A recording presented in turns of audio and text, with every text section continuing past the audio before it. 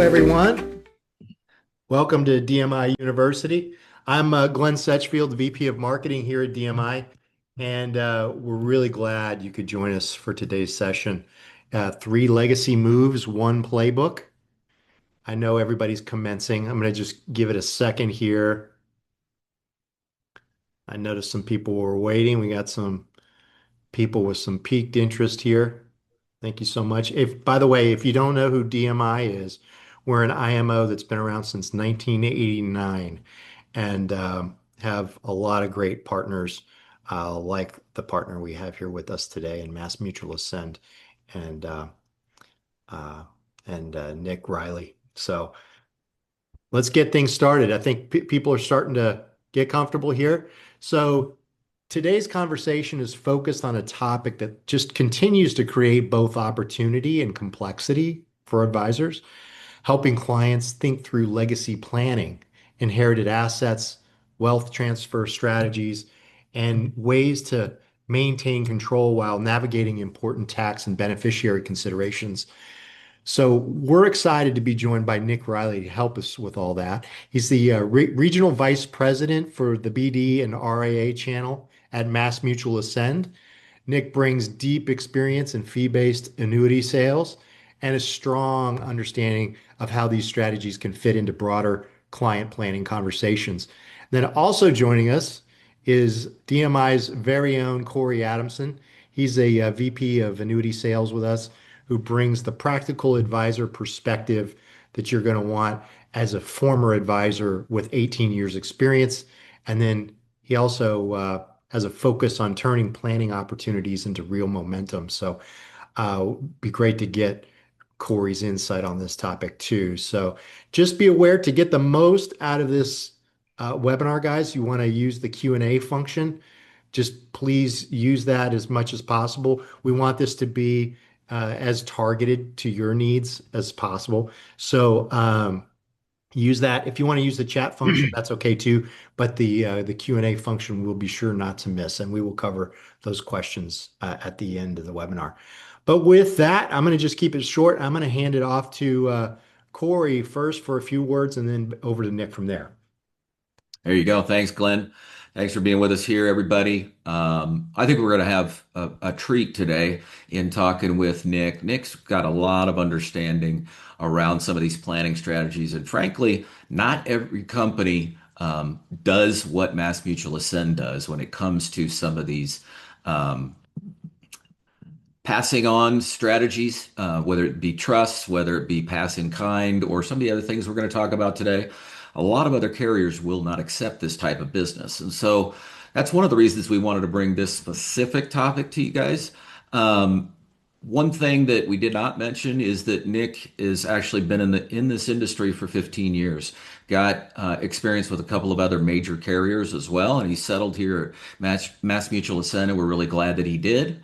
I talk to Nick on a weekly basis, sometimes daily basis, about cases and how can we structure this, what would make sense, and he'll be a great partner for you guys as well to be able to run it up the flagpole and see if we can get cases placed. So, with no further ado, I'm going to turn it over to Nick, and we'll probably chime in occasionally with some of the questions that you folks have. Nick, take it away. Wonderful. Thank you for that intro, and thank you for having me on, Glenn and Corey. DMI is a great partner of ours, so we appreciate all you guys doing the hard work you put into these cases to make life easier for advisors, which you all do a great job of. So with that being said, let me pull up my presentation here.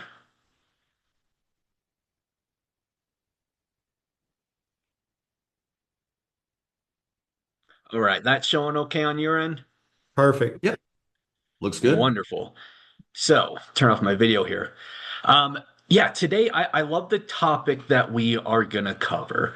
Um, we talk about annuities and why they make sense for a client's portfolio, and that is very, very important. That's the big reason to look at these, and they're great tools to help take risk off the table, whether it be income related risk or death benefit or just growth risk, and really transfer that to the insurance company. But I think something that gets overlooked is not only is it a great tool for your client's portfolio, but annuities can be a great tool for your business as well. It can be a great way to help create sticky assets that stay on your book and under your management. And we can accomplish this through proper legacy planning. So that's something, again, I feel like it gets overlooked quite a bit, and it's something that's really, really important to talk about. And again, it's going to be a good thing for your business as well. So we'll go to my next slide. Uh-oh, hold on. There we go. Okay, sorry, user error. So we're gonna cover a number of topics today, and we're gonna kick it off with one of my favorites, and that's talking about inherited annuities. And I think this is a huge one, even for the advisors that say, "Hey, I don't do annuities." This is important to understand because last year alone, the annuity industry was a $250 billion industry. So I bring that up because I tell advisors often, listen, just because you're not selling annuities does not mean that your clients don't have these or won't be inheriting them unexpectedly from a loved one. So it's important to understand what to do and handle those situations when they arise. Because you want to talk client horror stories. Here's one for you. What happens when a client gets their hands on a claim letter and they see, oh, Mass Mutual Ascend, and they say, I'll just lump sum this asset. And then suddenly, hey, they get 1099 for a whole boatload of growth and they have a huge tax tab, all because they had no idea who to talk to and how to navigate the situation. So this is one of the things we're screaming from the rooftops with advisors is make sure you are looping in your clients' beneficiaries to the picture. If they're leaving it to kids or family members or friends or loved ones, make sure to reach out, introduce yourself, whether they're a client or not. It's a warm intro to say, hey, this loved one, I'm working with this person you know. They have named you the beneficiary on the contract.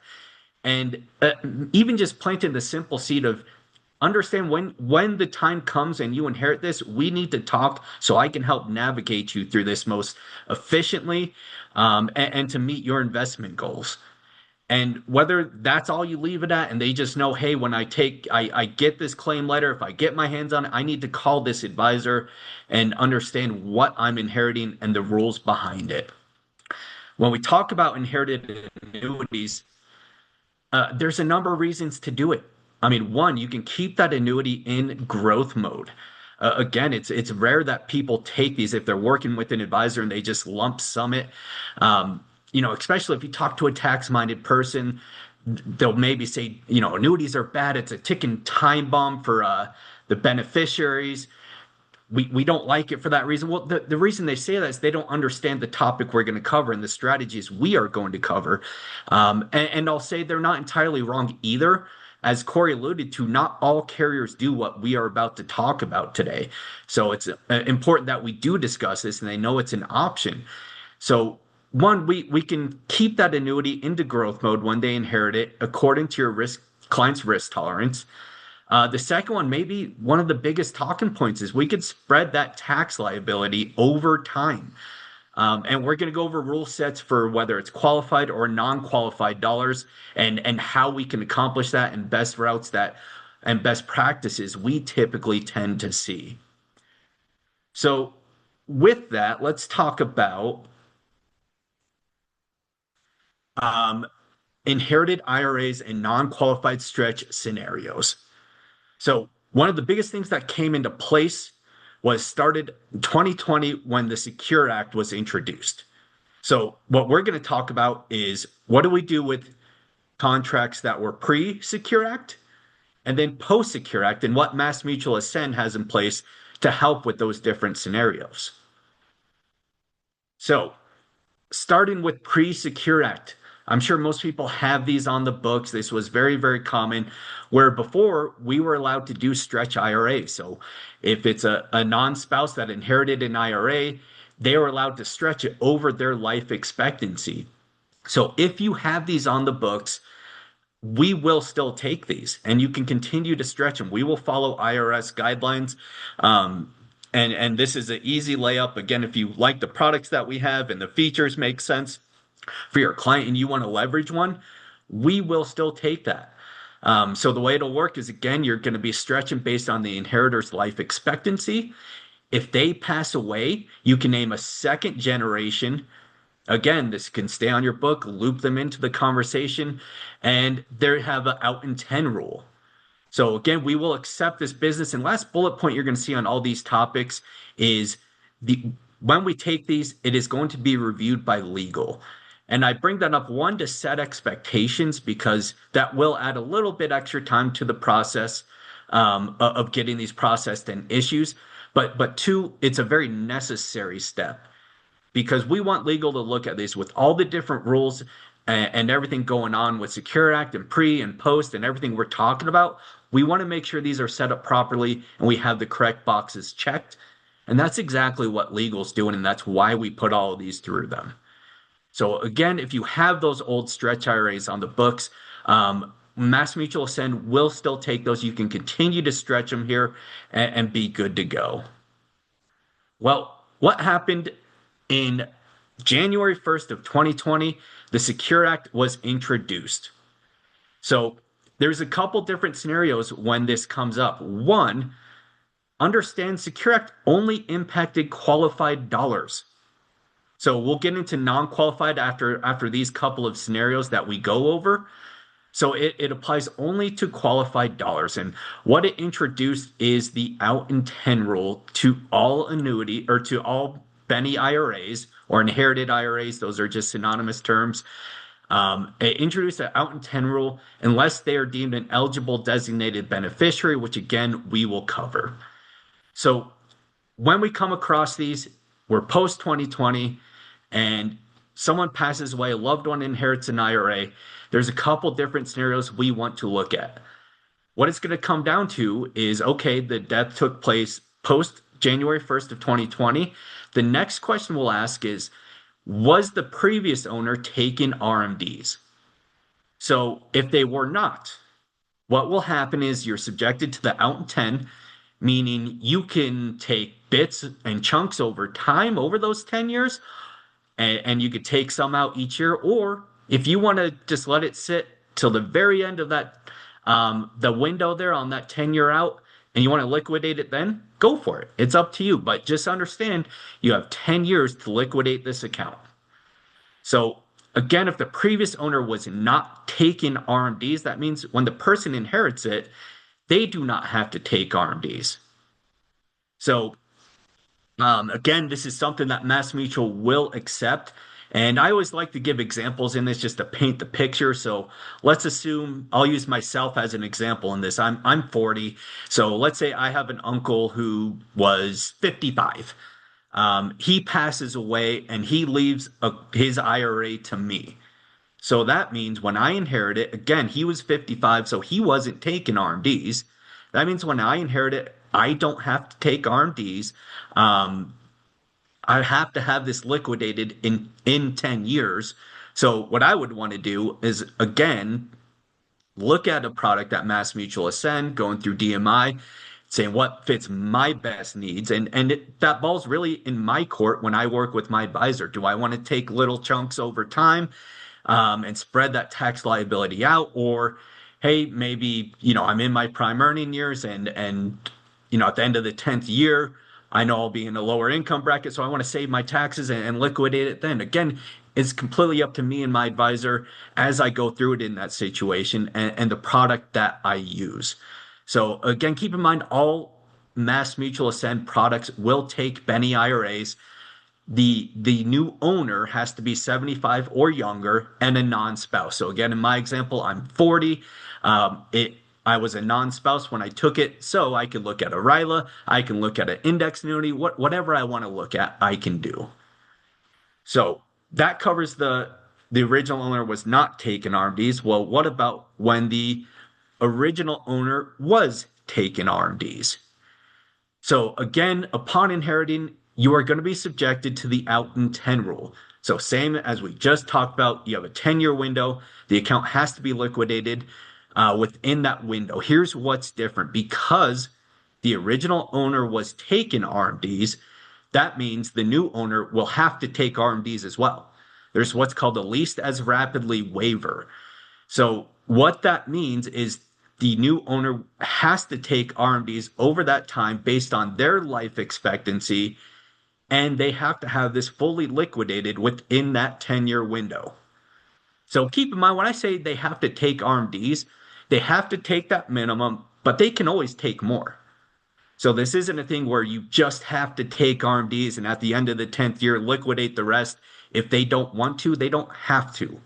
You can always take more than the RMDs, but you have to at least take that minimum out. So again, we will accept this business. We will put it through legal to make sure all the correct boxes are checked and we have this set up properly. And again, to paint the picture, give you a real world example. Let's say my grandmother had an IRA. My grandmother, let's say she's 80. Again, I'm 40, so when I inherit this, grandma was 80. She was of RMD age. She's been taking RMDs out of the account, which means when I inherit this, I need to follow the leases rapidly waiver, meaning I need to take RMDs when I inherit this. And at the end of that 10th year, I have to fully liquidate the account. Now, again, if I want to take more chunks out in that 10-year window, I can. Product you pick is important as well because, like, for example, ours allow for 10% free withdrawals each year. So the RMDs are not going to be that big to where you're hitting that window. So, hey, I want to take more out. The product allows for a 10% out. I can take more. And if I want to take more than the 10%, I could just keep in mind you do have a CDSC that would be applied in that scenario. But again, this is a case and a situation that will come across and we can take. So question I'll get quite a bit as well, we really like the old stretch IRAs, this out in 10 window we don't love. Is there any way to get around that? Well, the answer is yes, but you have to be deemed what's called an eligible designated beneficiary. So if you are, that gives you the ability to stretch it over life expectancy. So there's no 10-year rule that's applied in this scenario. And in order to be deemed an eligible designated beneficiary, there are 5 scenarios. And you have to meet one of these criteria. So the first will be chronically ill. The second will be disabled. The third will be the beneficiary is less than 10 years younger than the decedent. The fourth is they're older than the decedent. Or the fifth, it's a minor child of the decedent. So if they fall into any of these categories, you will be deemed an eligible designated beneficiary. And again, Mass Mutual Ascend will acknowledge that and allow for that to happen. And we can eliminate that 10-year window in that scenario for the person inheriting the annuity. So again, all of these out in 10 windows and all that things we just discussed are applied to qualified monies. So to IRAs that come over to us. Well, what happens if it's a non-qualified annuity? This is one, again, advisors don't quite. Oh, yep. Corey, I think we have a question. Go Yeah, ahead. Nick, is it possible for because I know a lot of clients over the years that I've met with personally and my advisors have met with don't want their kids or nephew or whoever they're leaving the money to take it immediately, just do a lump sum and maybe they're a spendthrift or they're just not good with money. Is there a way to, for lack of a better term, force them to stretch it over their life expectancy? Most definitely, and I'm glad you asked that because that will be part of the presentation we get into later. And to answer your question, it is yes, and it depends if it's qualified or non-qualified, and we will cover that. So I promise I'm gonna come right back to that, and that's a really good question. Jump the gun, sorry. That's okay. That's okay. It's a good segue. Good tee up for the later part of the presentation. Um, so back to what we were saying, let's talk about non-qualified annuities that are being inherited, because these were not impacted by the Secure Act, and a lot of advisors don't really know that, or they thought differently or were told differently, whatever it might be. Again, non-qualified annuities were not impacted by Secure Act, and that is huge. So what that means is you do not have that out in 10 window. If they are non-spouse and they're 75 or younger, again, Mass Mutual Ascend will take these and allow them to take stretch payments based on their life expectancy. So these RMDs that are calculated for it, typically, so in a normal IRA, if someone's taken RMDs, it's based off an RMD factor from IRS Table 3. The way these factors are calculated is when you inherit these annuities, again, you have that RMD you have to take off, and it comes off of IRS Table 1. That will give us the factor that we determine to dictate the factor you need to use to take these stretch payments over life expectancy. So here's the picture I'll paint for you is again, let's say my parents in this example, they've been deferring a non-qualified annuity for ages. They put 500,000 into it and hey, this thing's grown to $1 million. My parents pass away and they leave it to me. Well, in that scenario, that's a lot of gains. And keep in mind, we're talking about inherited assets. Typically, when people inherit these, they tend to be younger. They're in their prime earning years. So in that example, and I'll use myself as that is my situation. So if I'm inheriting $1 million annuity with a $500,000 cost basis, I mean, if I'm not working with an advisor and I get my hands on that claim letter and I just say lump sum, I'm on the hook for $500,000 of taxes.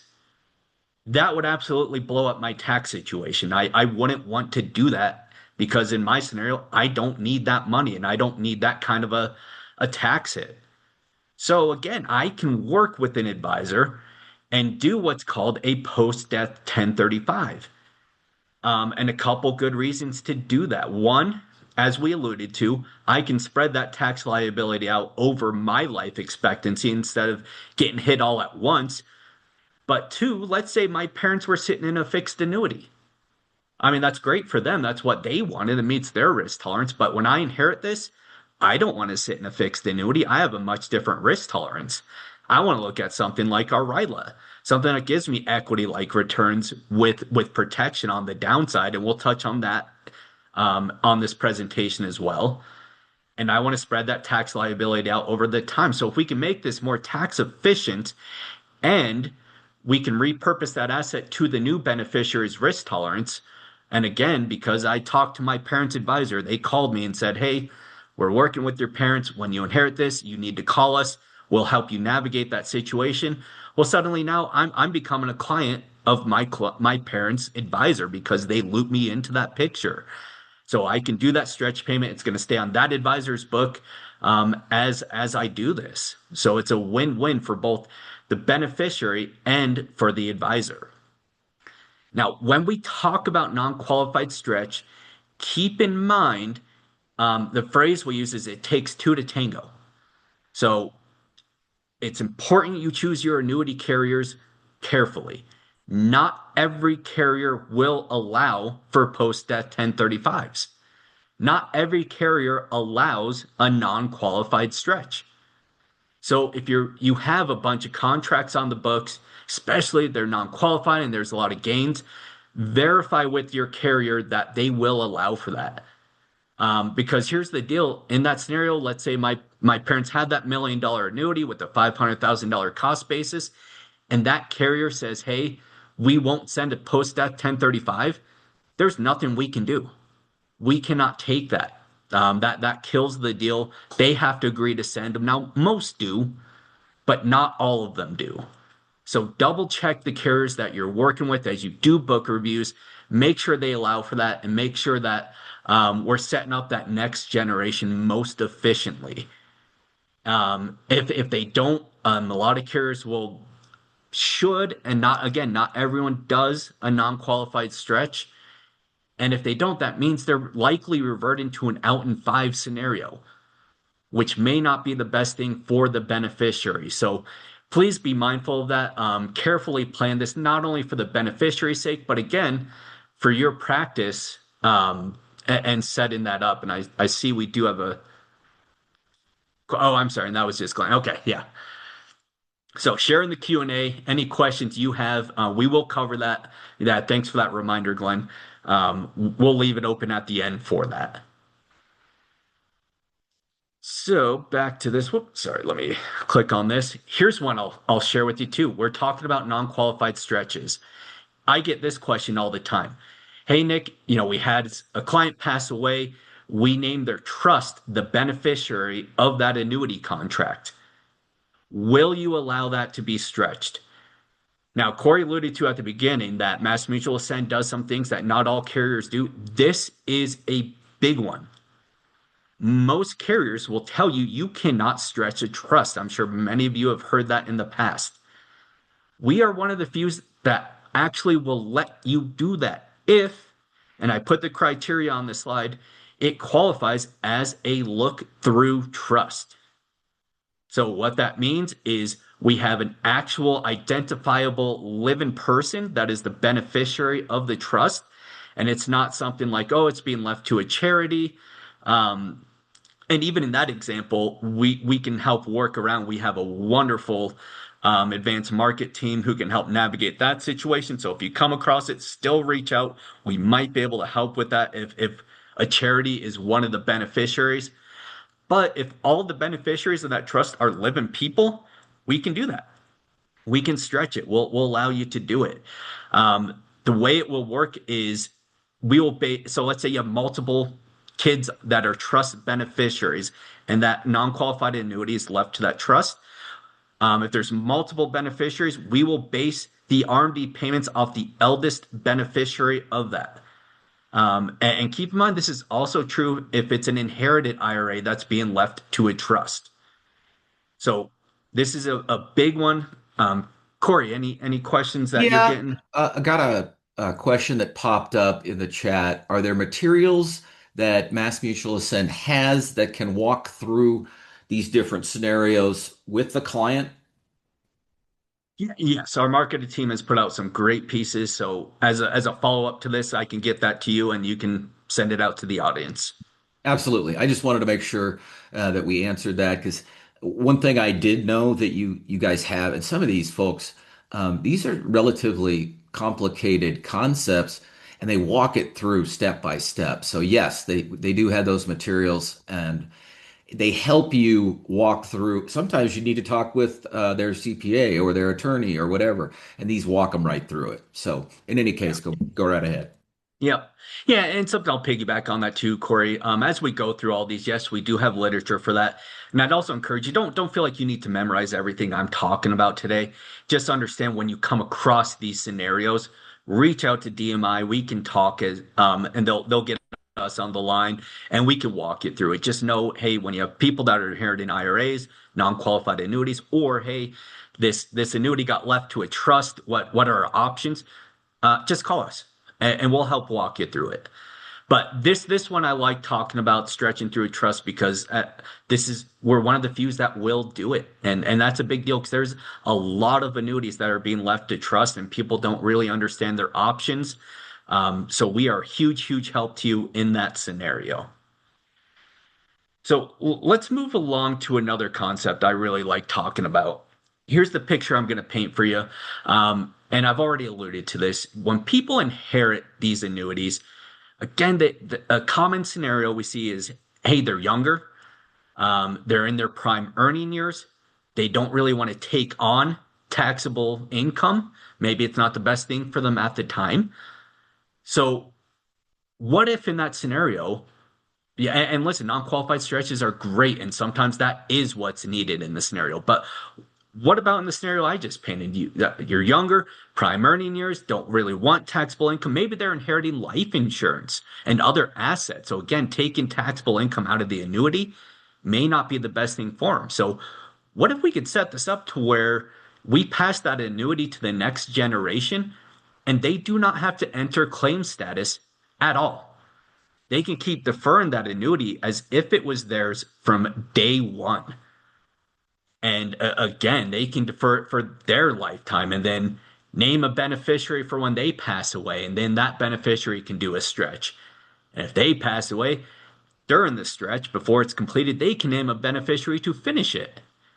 So, what I'm talking about is a wealth transfer idea that we can accomplish leveraging a trust owned annuity that can stay on your book for generations. So, the strategy I'm talking about is called pass in kind. So again, I'll paint the picture for you this way. I feel like I get this call all the time. And this was a real case that we worked on. Hey, Nick, I got this 92-year-old that I'm talking to. They'd be perfect for your annuity, but they're 92, which is outside of our issue age. And for them, they're just looking to leave money to their kids. Do you have any outside the box ideas that can help here? So here's a question I'll ask. The answer is yes. Do they have a trust in place? In this example, they did. So this money came specifically out of a brokerage account. And here's the setup. We made the owner, if you look on the far right, we make the owner the trust. So this was a living trust in this example. And anytime we have a trust owned annuity, the beneficiary must also be the trust. That's a Mass Mutual Ascend rule. Reason we do that, we don't want to accidentally disinherit anyone and get our feet in hot water. So we can make the trust the owner, but instead of making, and let's call 92-year-old Helen. So because it's a trust owned and we are owner driven, that means that a trust is not a person, that's a non-natural entity. So we look to the annuitant to be the driving force of that contract. So instead of making Helen the 92-year-old, the annuitant, because we cannot, that's too old to issue, we make the trust beneficiary and the daughter, Megan, the annuitant, right? And let's say in this example, Megan is 60.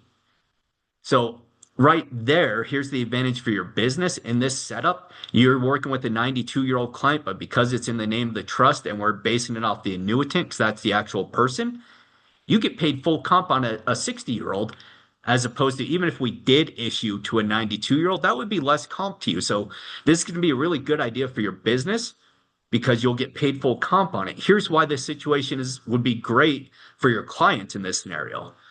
So because it's a living trust in this example, it's tied to Helen's social security number. So what that means is Helen still has control of the asset. And here's what happens in the scenario. Let's say that Helen does eventually pass away and the trust dissolves. Well, you'll see the second step there. That does not trigger death benefit. Reason being, like I mentioned, Megan, the 6-year-old daughter, that's the driving force of this contract. She's still alive.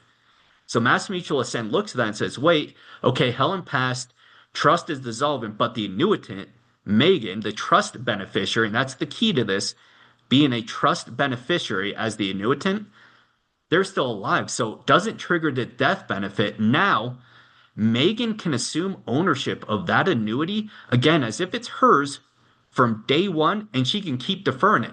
She doesn't have to enter claim status and do any kind of stretch or out in 10 or anything like that.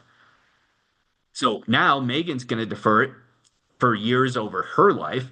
Like I mentioned before, Megan can name a beneficiary. So when Megan passes, let's say Megan has a daughter named Kelsey. Kelsey inherits it. Kelsey can do a non-qualified stretch. And if Kelsey passes away before that stretch is completed, she can name a beneficiary to finish that stretch out. So like I mentioned, you just created 4 generations of tax deferral that stayed on your book the entire time. So this is a really powerful story that we can use leveraging trust-owned annuities. So the example I just gave you was a living trust. Question I'll get asked, well, what if it's an irrevocable trust? And that's a segue into our next conversation. And that's a conversation of control.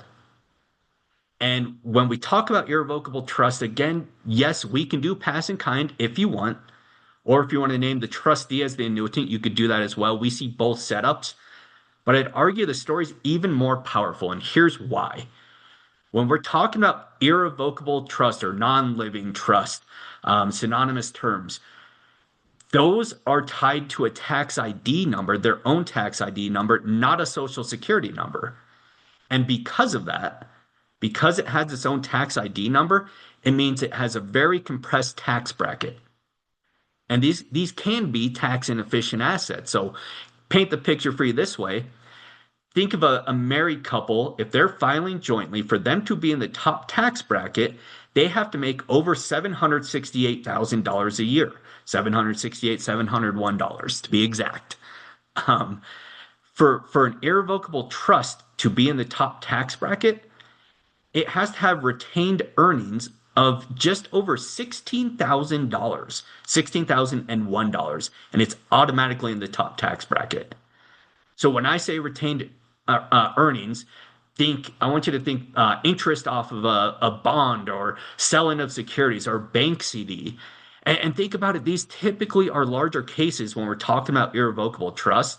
So if I have an irrevocable trust and I put it into a bank CD and it's $1 million case, I mean, I'll easily hit that top tax bracket. That's easy to get up there if I have those retained earnings. Now, these are typically written up to avoid these tax brackets where that irrevocable trust will disperse the income. And if they do, then they can avoid this. But here's the problem I see with that, and we could run into sometimes is, hey, you set this money up in the irrevocable trust to get the money out of the estate, but to avoid these compressed tax brackets, you're taking income out and putting it back into the estate. So why I bring all this up, the IRS has given permission to put an irrevocable trust, as long as it's for the benefit of a person, into an annuity, and it will get tax deferral. Typically, non-natural entities, for example, if you have a business that owns an annuity, again, we'll take those. You can do business-owned annuities and corporate-owned annuities with us, but that's not for the benefit of a person. So just keep in mind they don't get tax deferral. It's a non-natural entity. But the IRS says the only non-natural entity that can have tax deferral would be a trust that is for the benefit of a person. So the story of tax deferral becomes even more powerful when we talk about irrevocable trust. And again, if you want to set that up for pass in kind, you most certainly can as well. That works here as well. So whether you have a living or non-living, right, revocable or irrevocable trust, we have really good solutions and good stories that we can use and leverage to help your clients, and again, create tax deferral that will stay on your book, a sticky asset for generations. So this is where we come full circle to the question that Corey asked. Typically, when I talk with advisors and they're setting up a trust, we'll say, great, what are we trying to accomplish here? And they'll say, well, really two things. One, we want to avoid probate. And the second thing is we want to control how the death benefit's paid to the beneficiary, right? Maybe it's a spendthrift scenario or just there's a number of different scenarios, right? It's not a one size fit all type of thing. So what I'll bring up, and Corey asked if we have this, and we do, we have a restricted death benefit form. And I bring this up to say this is a trust-like feature. Let me emphasize like. And what I mean by that, this is not a trust, but it has benefits like a trust, meaning being in the annuity, you will avoid probate because you name a beneficiary. And by filling out this form, which is free, and you can do at issue or anytime after issuing the contract, you control how the death benefit's paid out to that beneficiary. And I love our form. It's very customizable. So you will have line items for multiple beneficiaries. So you'll see here, beneficiary number one. You could do a full restriction, a partial restriction, or no restriction. So if my parents are, let's say, leaving me and my brother an annuity, they could say, hey, Nick, we're going to put no restriction for you. We trust you. But, your brother, he's going to go to Vegas. He's going to blow this like in 2 nights. So they can do a full restriction and force a life only payment. They can do a partial restriction and say, hey, you can lump sum 25% of the death benefit when you inherit this, but we want you to take the rest of it over a 10-year period. And we want you to take that monthly. And I'm painting all these different pictures because as you can see on the form, there's a number of different ways we could build this out because there's going to be a number of different scenarios that you get when dealing with your clients and their beneficiaries. So this is a very powerful form. I've seen business close strictly because we have this form, and what's important to the client is restricting that death benefit to the beneficiary. So always something to bring up and important to announce that we do have this. You can accomplish this with this form, and it could be a very powerful story for your clients. So we're talking all this legacy planning stuff. So the question we'll always get at the end is, well, what product should I use? So some folks will look at these scenarios and say, well, hey, it's an older client we're dealing with. It's technically their asset, even though we're planning for the next generation. Let's keep it conservative. You can use an FIA or a fixed annuity that we have, or um, we can set it up for the next generation. This is something we see quite a bit too, where hey, this money's going to the kids. They're younger. They have a different risk tolerance. So maybe we consider our RILA, our registered index linked annuity. Um, they're younger clients. They have a higher risk tolerance. They want equity-like returns, but they want to add protection. Great. This is a great fit for that. And we're seeing a lot of flows with this legacy planning coming into our RILA for that exact reason. As you all know, and you're probably hearing from the annuity space, RILA sales are exploding, and the timing is great. I understand completely why. And a big reason why is the best time to add protection to a portfolio is when we are at or near market peaks, just like we are right now. So what I love about RILAs is it really paints the picture of, hey, we don't know if this market's going to keep coming up or if it's going to come down. So either way, let's add protection in some way, shape, or form in case it comes down. But if it keeps going up, we'll enjoy equity-like returns. So you can expect the best, expect that, hey, things go up, you're going to keep growing your money, but be prepared for the worst. Hey, if the market crashes, we're going to add protection to it. So here's what our product looks like. We have a really, really strong RILA. 12 of these strategies that you're seeing on here will rank in the top 3 in the industry. So I'm showing you specifically our Index Summit 6 Pro. We have 2 versions of this. We have a no fee and a fee version. If it says Index Summit 6 Pro, Pro indicates a 95 basis point fee, that is annually, so under 1%. And then our Index Summit 6 is a no fee product. Both products are available. They both look the same, except the one that has no fee will have lower caps and par rates in exchange. So to keep it simple, I'm just going to cover our Pro product. That's most of the flows are going into that. Advisors are okay with paying a under 1% fee to get higher upside. The protection that we can add, we have buffers, we have floors, we have a 0% floor. So think of that like a built-in FIA. We have what's unique, a 50% downside participation rate, meaning you're cutting your index risk in half. We will take half of any downside. So you can pick your protection that you want. You can pick your index that you want. We have the S&P 500. We have the Russell 2000. We have the MSCI EFA. A couple differentiators. We have U.S. real estate on here. We have the iShares U.S. real estate ETF. We have a gold index. Gold has been on an absolute tear. If you have clients that are asking you about gold and jumping in now after the run-up it's had, and they're not protecting their downside, I mean, that could be a wild ride for them. So we're giving them access to the Spider Gold ETF. As you can see, you have a 25% cap on the upside and a 10% floor, meaning the most they will lose is 10%. So if the bottom falls out and they want access to gold, they're protecting their downside. You can mix and match these indexes however you want. You can mix and match the terms. You can mix and match the protections. You really are in control of building this out for your client. A unique one, I brought up the 50% downside par rate. If you're in the boat that, hey, eventually interest rates are going to come down, well, we know if interest rates come down, it's very healthy for real estate. So if you're adding that to your portfolios, I want you to look at this. We have the iShares U.S. Real Estate ETF. You will get 100% of the upside with 50% of the downside. So all the upside and only half the downside. It's a great way to get exposure to real estate if you are adding that to portfolios. The other thing that will benefit, again, if you think interest rates are coming down, the Russell 2000. Small caps benefit from that tremendously. Companies will have an easier time getting their hands on capital because interest rates are lower, which they invest in their business, which is very healthy for that. We are priced really, really well on the Russell 2000.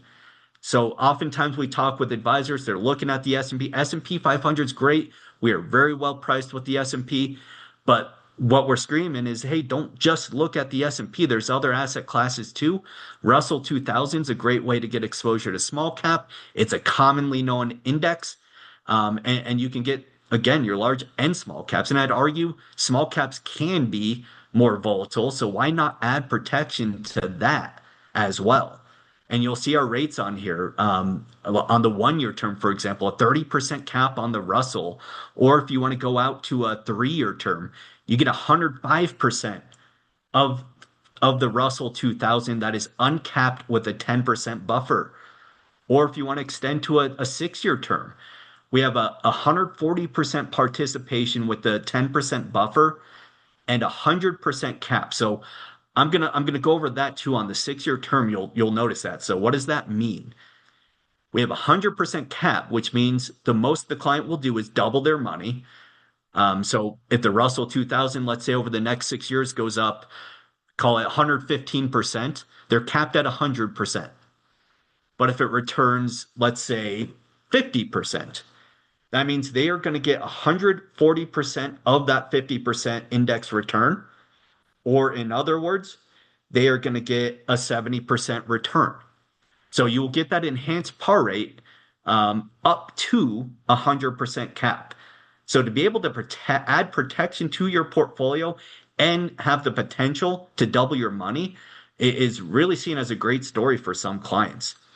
So there are 10% free withdrawals on this.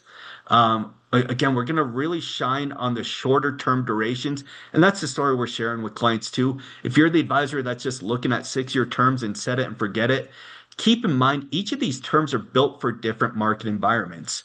So if you think it's going to be a straight bull market over the next 6 years, that's what a 6 year term's built for. If you think we're going to see some volatility, that's what these shorter terms are built to outperform in. So again, you can mix and match these. And if it's a situation where, hey, we talk about non-qualified stretches, you can put some into the 1 year and some into the 3 and some into the 6. And a good reason to do that, when you take withdrawals, it will come out of the shortest term first. So that way, hey, we want to be real protective of our withdrawal bucket and RMD bucket. So I'll see advisors use that 0% floor on the S&P with the 8.5% cap. So they'll put the RMDs for the next 6 years in that bucket, and then they'll put the rest of the money, they'll call it their growth bucket. Well, they'll spread it across the 2, 3, and 6 year term. So take your RMDs off that shorter term, protect that, and then grow the money in the other buckets. And again, it's completely up to you how you do it. We have a question I'll get often is, do we have a manual performance lock? We do offer that on this. So if you're in the 6 year term on the S&P and let's say year 3, it's gone on a tear, you want to lock that in, you have the ability to do that. Send in a form or call our service team. You'll sit in cash until the next anniversary, and then you can pick another index and another protection feature. Keep in mind, though, you can't pick something that will extend beyond that original 6 year term. So in my example, you can look at a 2 year, you can look at a 1 year term. So here's our disclosures on it. Where we shine the most on our RILA right now is right here. So these are 15 strategies where we rank very highly. Again, just different people have different needs for indexes, terms, and protection features. We are really well priced. Again, coming from Mass Mutual Ascend, we are an A++ rated company. So about us, Mass Mutual, we used to be Great American. For those of you may have known us before, we used to be Great American based in Cincinnati. Summer of 2021, Mass Mutual purchased us. So we are a subsidiary of Mass Mutual. Think of us as an A++ rated company backed by an A++ rated company. We're still operating out of Cincinnati. I always bring that up because I'll get calls from advisors. Hey, did you get our client check? We sent it to Boston. Well, no, that's our parent company. Keep in mind, we are in Cincinnati, so still send your client checks to Cincinnati. Corey, question. Yeah, I don't know if this is not really a question, but one of the reasons that I see advisors so comfortable is because of the fact that it is Mass Mutual. DMI has a number of advisors over on the East Coast, in New England, et cetera. And obviously the Mass Mutual name is humongous there. It's humongous everywhere. It's one of the few companies that almost everybody knows when you mention the company. So that creates instant credibility for the product. And as you see, if you will request at the end here to get on the list, I send these out from, if you want to go back a couple slides, wherever it was that we Yep, this one. showed yeah, where the rank is. I send those out every week. So just let me know at the end of this. Give me a call, shoot me an email, and I'll be happy to add you to the list of folks that get this on a regular basis. Mass Mutual is highly competitive at darn near every single strategy out there. And as Nick said earlier, they're the only folks with real estate and gold. And I think that's huge. Nick, Yep, back to great you. point. I just wanted to say that, that makes advisors and more importantly, clients very comfortable knowing that they're working with a household name. That's the bottom line. Most definitely. Most definitely. Well, no, and listen, that concludes the presentation. So I'm told everyone on this call are really fast readers. So we'll go through the disclaimers and we'll open that up to questions or comments. Yeah, we do have a few questions. We are also being asked about the collateral that you were describing because there's a lot of storytelling opportunities here, and I think some of it can be a little bit complex. So what we'll do is try to get some of those pieces out. But I think there's so much available through Mass Mutual that you want to reach out to Corey and ask him about what you're looking for, and then maybe even have a conversation about, well, how do I have these conversations with my clients?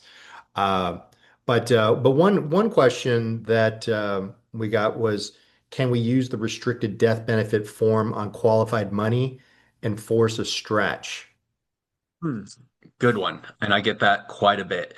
So you can use that restricted death benefit on qualified dollars, but we still have to play by IRS rules. So if it's an out in 10 scenario, you can force it over 10 years, but you cannot force a stretch, right? Mass Mutual Ascend won't supersede any IRS rules.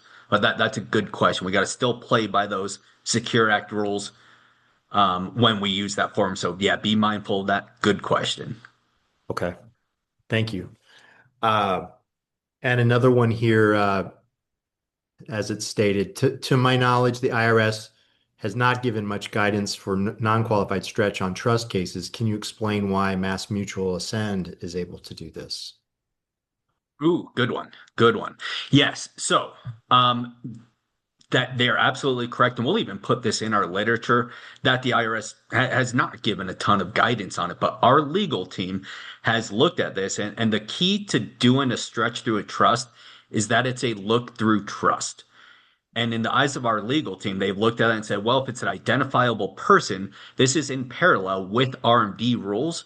So we are comfortable doing that because we have that identifiable person to base the stretch payment off. Um, so yeah, good question. And again, I trust our legal team of Mass Mutual if they're comfortable with doing it. Again, A plus plus company backed by an A plus plus company, they greenlight it. I say we're good to go. Uh, we have a couple other questions, but I just wanted to mention that, guys, we've got Corey's QR code up here. If you scan that, that'll pull his contact information right into your phone. You can also manually give him a phone call, 781-919-2344, or email him at cadamson@dmi.com. Um, Corey, did you have any questions or final thoughts? I wanted to be sure. Um, I think at the end of the day, everybody on this call, I'm sure, is aware that registered index linked annuities or RILAs have to be done through the broker dealer. And so it would most likely be going through your grid and it would be limited to registered reps, right? I don't know if we have anybody on here who's maybe not a registered rep, but if for somehow we do, at the end of the day, we could still do a fixed indexed annuity with Mass Mutual Ascend and utilize these exact same concepts with just a different product. Great Perfect. point. Yep. Good thought. Yep. Nick, any final words from you from you, good sir?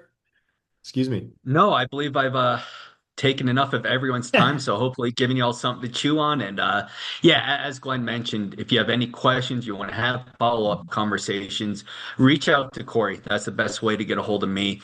He can loop me in. We have an advanced market team in case things get very complex, and she is wonderful. So please come to us with any questions or any thoughts you have.